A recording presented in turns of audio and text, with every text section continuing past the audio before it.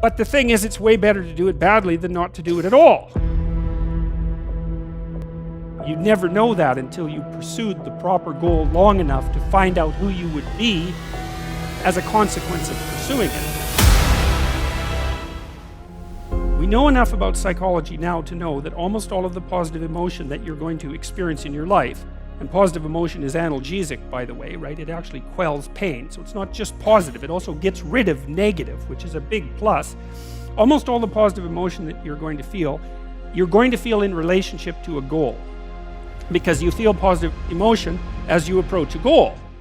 And so if you want to feel positive emotion, then you need a goal. And then you might think, well, if you want to maximize that positive emotion, which is enthusiasm and also what pulls you out into the world as well as feeling good, then you need the best possible goal. If your goal is too narrow, then a bunch of you isn't going to be on board for it, you know? If the goal is well developed and multifaceted, then all of you can partake in that. Even your negative elements, even your anger and your fear can get on board with that. You'd never know that until you pursued the proper goal long enough to find out who you would be as a consequence of pursuing it. So that's also your destiny or your existential voyage, right? It's also not something that anyone else can do for you. Someone can say, get your act together for Christ's sake and get at it. That'll make the world unfold best for you, but there's no way you can know that without doing it.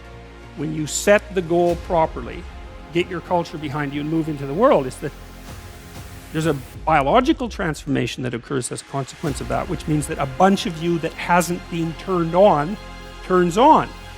And I guess one question would be, what would you be like if you turned on everything inside of you that could be turned on? And Jung had this idea that you had a potential future self, which would be, in potential, everything that you could be. And that it manifests itself moment to moment in your present life by making you interested in things. And the things that you're interested in are the things that would guide you along the path that would lead you to maximal development.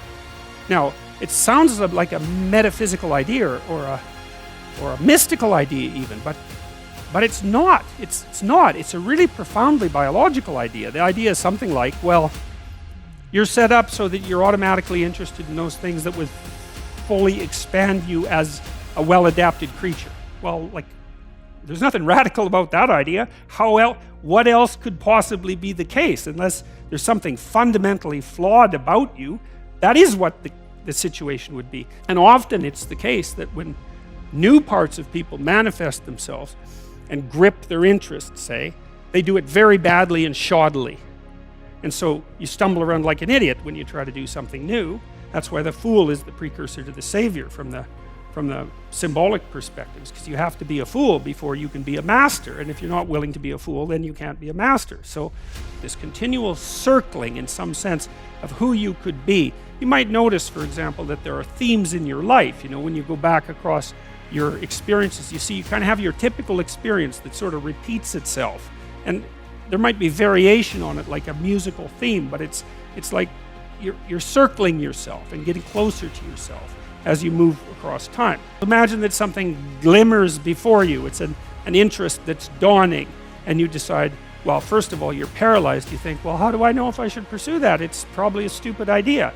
And the proper response to that is, you're right, it probably is a stupid idea, because almost all ideas are stupid.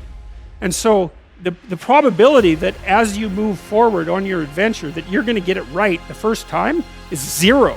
It's just not going to happen. And so then you might think, well, maybe I'll just wait around until I get the right idea, and which people do, right? So they're like 40-year-old, 13-year-olds, which is not a good idea.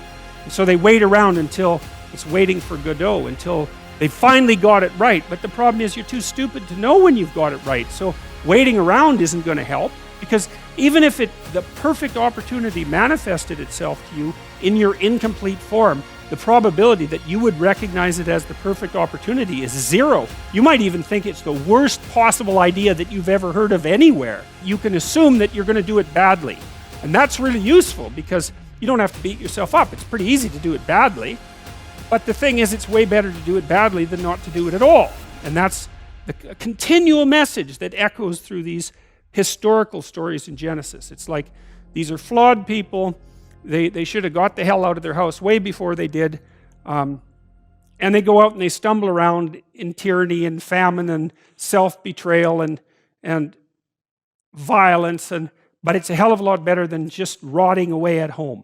At the time, I think the ratio was that 26 out of 27 new companies failed. It would really be meaningful to me and something that I would really have a lot of passion for and about. And